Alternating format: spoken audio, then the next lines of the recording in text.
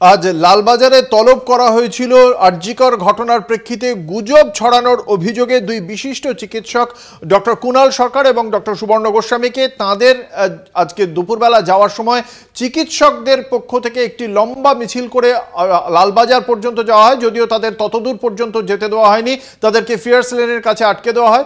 দুই আইনজীবীকে সঙ্গে নিয়ে দুই চিকিৎসক লালবাজারে ভেতরে গিয়েছেন। লালবাজার থেকে তারপর চিকিৎসকদের যে মিছিল ছিল সেই মিছিল চিকিৎসকরা সেখান থেকে ফিরে আসছেন। আপনারা দেখতে পাচ্ছেন সেই চিত্র।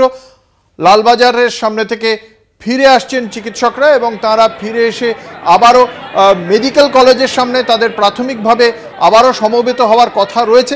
শেষ পর্যন্ত তাদের যে সিদ্ধান্ত তা এখনও পর্যন্ত জানা যায়নি, তবে মেডিকেল কলেজের কাছেই প্রাথমিকভাবে তাদের সিদ্ধান্ত ছিল লালবাজার পর্যন্ত দুই চিকিৎসককে আইনজীবী সহ পৌঁছে দিয়ে তারা সেখানে অপেক্ষা করবেন যতক্ষণ পর্যন্ত না ডক্টর কুণাল সরকার এবং ডক্টর সুবর্ণ গোস্বামী লালবাজার থেকে বেরিয়ে আসেন।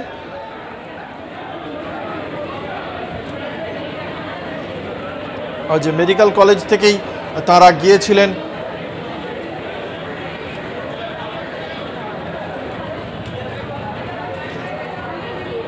এই মুহূর্তে লালবাজারেই রয়েছেন ডক্টর কুণাল সরকার এবং সুবর্ণ গোস্বামী।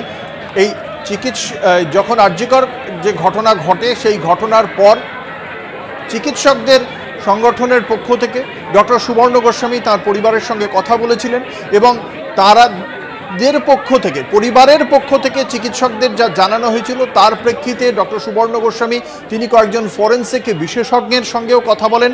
তার ভিত্তিতেই তিনি কিছু কথা গণমাধ্যমে বলেছিলেন এবং সেই কথার প্রেক্ষিতেই তার বিরুদ্ধে অভিযোগ ওঠে তিনি গুজব ছড়াচ্ছেন গণমাধ্যমে।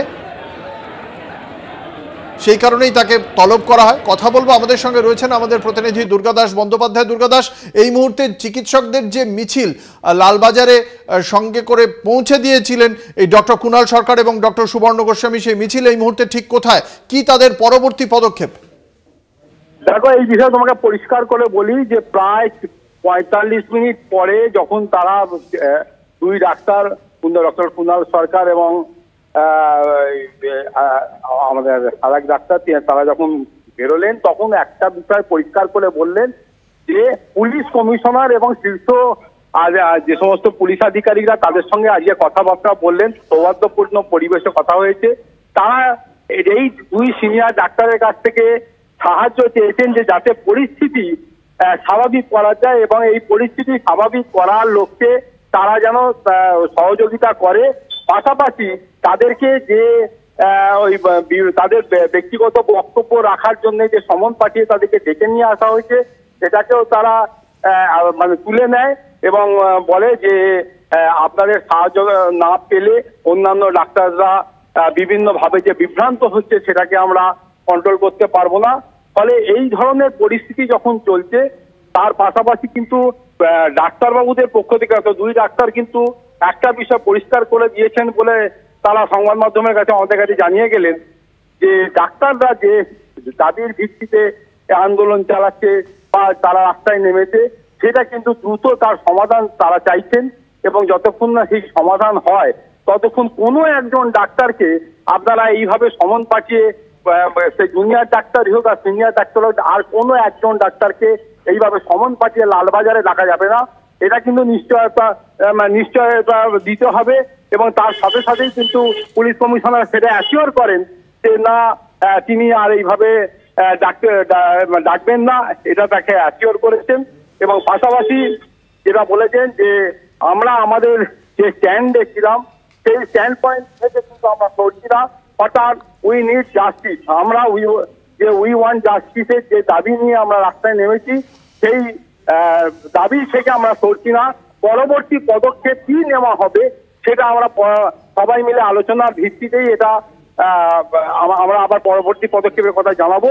এবং এই মুহূর্তে তোমাকে বলি যে তারা ফিয়ার্স লেনে যখন এসে পৌঁছলেন সেই সময় অপেক্ষারত যে সমস্ত ডাক্তারবাবুরা প্রসেশন করে বা মিছিল করে এসেছিলেন তারা তাদের কাছ থেকে কি কি কথা হলো জানার পরেই উই ওয়ান্ট জাস্টিস সেই আবার সেই পুরনো ধ্বনি এবং তারা এই মুহূর্তে ধীরে ধীরে আবার মেডিকেল কলেজের দিকে ফিরে যাচ্ছেন এবং সেই ছবি ইতিমধ্যেই আমরা তুলে ধরেছি। অতএব বুঝতেই পারছো যে পুলিশ মোদ্দা কথা হলো যে সহযোগিতা চাইছেন, যাতে ডাক্তাররা যে রিজিডলি যে তাদের অবস্থানে অনড় রয়েছে এবং সেই বিষয়টি বোঝাই যাচ্ছে। ধন্যবাদ। আমাদের সঙ্গে ছিলেন আমাদের প্রতিনিধি দুর্গা দাস বন্দ্যোপাধ্যায়।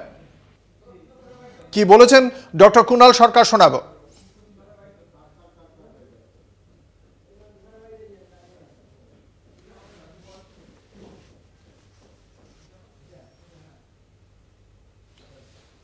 করতে ব্যর্থ হয়েছেন, তার কারণটা আপনাদেরই খুঁজে বের করতে হবে এবং হচ্ছে যে আমাদের চিকিৎসক সমাজে যদি সাহায্য চান অন্যভাবে চিকিৎসকদেরকে সমন পাঠিয়ে কিন্তু এটা হবে না, এইটা আমরা কড়াভাবে বলি।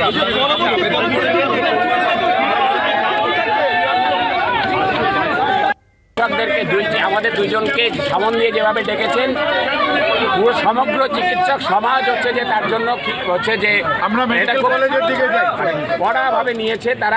তারা হচ্ছে সমগ্র মেডিকেল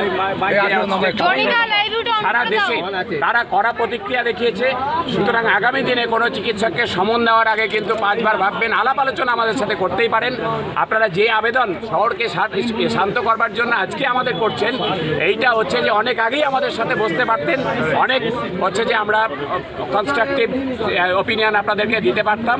কিন্তু যেটা হচ্ছে আপনারা এখন আমাদের যে আরজিকর মেডিকেল কলেজ তার স্যাংটিটি সেটা বজায় রাখতে ব্যর্থ হয়েছেন।